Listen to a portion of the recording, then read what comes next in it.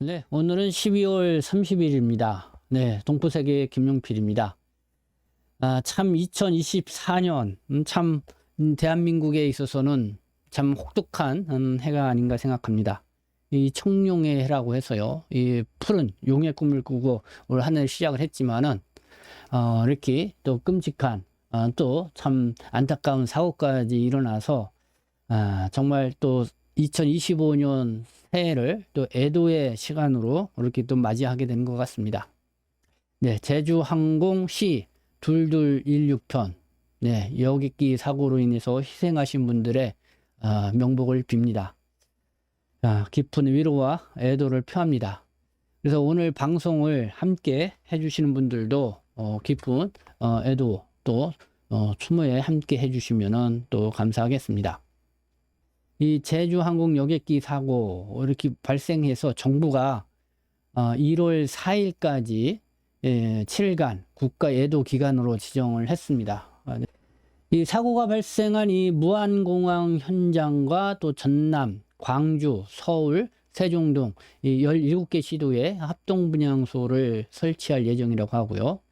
이 공공기관의 조기 개항도 하고요. 공직자의 애도 리본 폐용도 결정을 했습니다. 참 이 대한민국이 우울하고 이 슬픔에 빠졌다는 생각이 드는데요. 뭐 12월 달 맞이해서 지난 3일이죠. 대통령의 이 비상계엄, 거기에 이제 탄핵 정국 속에서 뭐 국회에서는 여야 뭐 합의점을 찾지 못하고 이 거리에서는 탄핵 찬반 집회가 연일 열리고 있는 그런 상황입니다. 시국도 비상시국인 가운데 또 이렇게 대형 인명피해가 발생하는 또 항공사고까지 일어나서 네, 더 이 참담함을 느끼지 않을 수가 없습니다.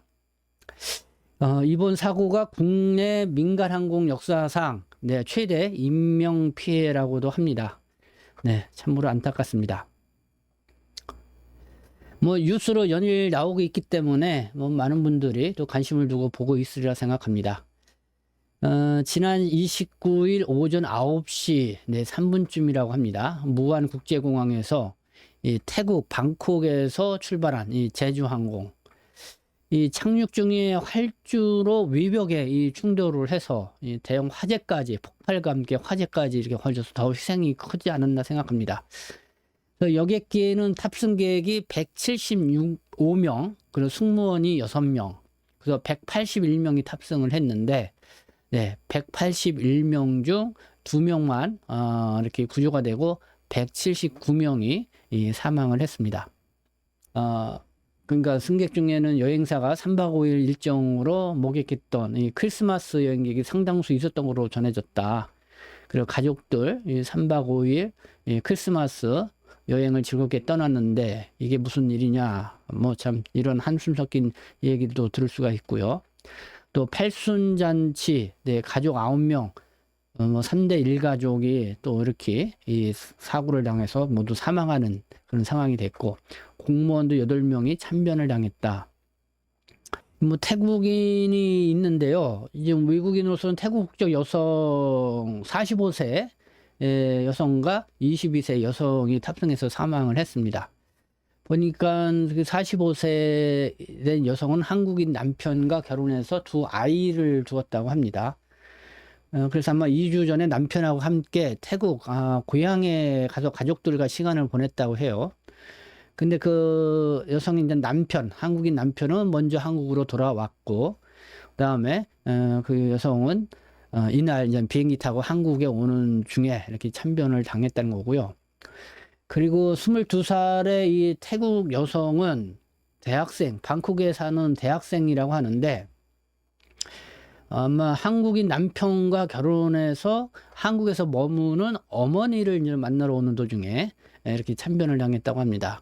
그래서 아마 그 무안공항에는 이 22살 태국 여성의 어머니가 아마 마중 나오고 있었는데, 네, 참 그 끔찍한 상황을 이렇게 어머니가 좀 보게 되지 않나 생각이 듭니다. 보니까 최연소는 3살 된 남아이가 있었고요. 최연장자는 팔순잔치를 다녀온 영광주민, 네, 또 할머니가 있었습니다. 연령별로는 50대가 40명으로 가장 많았고 60대가 39명, 그리고 40대가 32명, 70대가 24명, 또 30대가 16명, 또 20대가 10명, 또 10대가 9명, 또 10세 미만의 5명이 뒤를 이었습니다. 이 국내 민간 항공 역사상 최대 인명 피해가 예상된 그런 항공이었다는 뉴스이고요. 사고 원인을 보니까 이제 버드 스트라이크, 조류 충돌 우려에 초기부터 논란이 됐고, 무안공항 위치 구조가 뭐 이것 때문에 조류 충돌, 버드 스트라이크, 그것 때문에 그렇다, 뭐 이런 얘기가 있고요. 공항 인근이 무안군 현경면 운남면에 113.34 평방킬로미터에 이르는 대규모 이 무안갯벌 습지 보호구역이 조성되어 있는데, 이곳이 겨울 철새들의 중간 긴착지 역할을 했다. 철새들이 많이 다니는 그런 지역인데, 보호구역에서는 약 12,000마리의 겨울 철새가 관찰됐고, 무안공항 전략 환경 영향 평가 때도 기체가 조류와 충돌할 위험이 있다는 문제가 제기된 곳이 됐다. 2020년 당시 보고서는 항공기가 이착륙할 때 조류 충돌 위험성이 크다, 이에 대한 저감 방안이 필요하다, 이렇게 판단을 했다, 이렇게 지적을 하고 있습니다. 활주로 끝에 설치된 이 콘크리트 벽도 문제다. 영국 전문가네요. 활주로 콘크리트 벽 어디서도 못 봐서 범죄에 가까운 일이다, 뭐 이렇게 지금 보도를 하고 지적하고 나왔는데, 이 영국의 항공 안전 분야 전문가라고 합니다. 이번에 179명의 목숨을 앗아간 무안공항 참사와 관련해서 활주로 끝에 있던 벽과의 충돌이 재난의 결정적 원인이라고 이렇게 지적을 했습니다. 이 폴라이트 인터내셔널 매거진의 편집자 데이비드 리어 마운트인데, 30일 영국 스카이뉴스와의 인터뷰에서 비행기가 벽에 부딪히지 않았다면 탑승객들이 생존할 가능성이 높았을 것이다. 그러니까 리어 마운트는 영국 공군에서 조종사이자 비행 강사로 근무했으며 영국 왕립 항공학회에서 최우수상을 2차례 수상한 항공 문제 전문가이다, 이렇게 소개를 하고 있습니다. 데이비드 리어 마운트 이렇게 얘기합니다. 이 상황을 고려할 때 조종사, 제주항공 이번에 사고기 조종사를 말하죠. 아주 훌륭하게 비행기를 착륙시켰다. 그러나 비행기가 매우 빠른 속도로 이동하고 있었지만은 땅을 미끄러지듯 내려왔다. 랜딩 기어, 이 비행기 바퀴를 말하죠. 내려오지 않은 채 빠른 속도로 달리던 사고기는 결국 활주로 외벽과 충돌해서 불길에 휩싸였다. 그러니까 이런 활주로에 이렇게 콘크리트 벽을 설치했다는 것이 참 도저히 믿기지가 않다, 뭐 이런 의견을 이렇게 게시를 했습니다. 뭐 여러 가지 참 문제가 좀 이렇게 있었던 공항이었다는 걸 알 수가 있습니다. 그리고 또 하나는 무리한 이 선거 공약으로 지어진 공항이다, 이런 지적도 계속 나오고 있습니다. 이 공항은 무안국제공항 김대중 정부 시절 1999년도에 착공을 해서 2007년도 11월 8일에 개항을 했는데요. 이 시기에 아마 인천 국제공항도 이 시기에 지어졌죠. 이 서남권 거점 국제공항을 목표로 야심차게 지어졌지만은 공항 건설 초기부터 이 조류 충돌에 대한 우려가 종종 제기가 됐다. 무안공항은 무리한 선거 공약이 낳은 세금 낭비 사례로 꼽히는 지역 공항 중 하나이다. 1시간 거리에 이 강주 공항이 있음에도 정치권의 논리로 건설이 이루어졌다.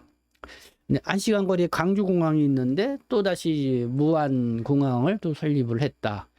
연간 이용객도 992만 명 이용할 것으로 예측했지만은 지난해 이용객이 24만 6천 명.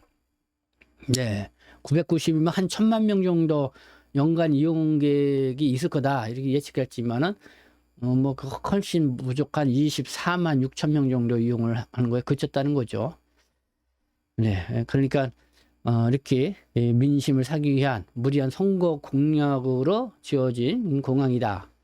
그래서 이 무안국제공항 네, 이번 사고로 인해서 참 많은 이 충격을 주고 있는데요.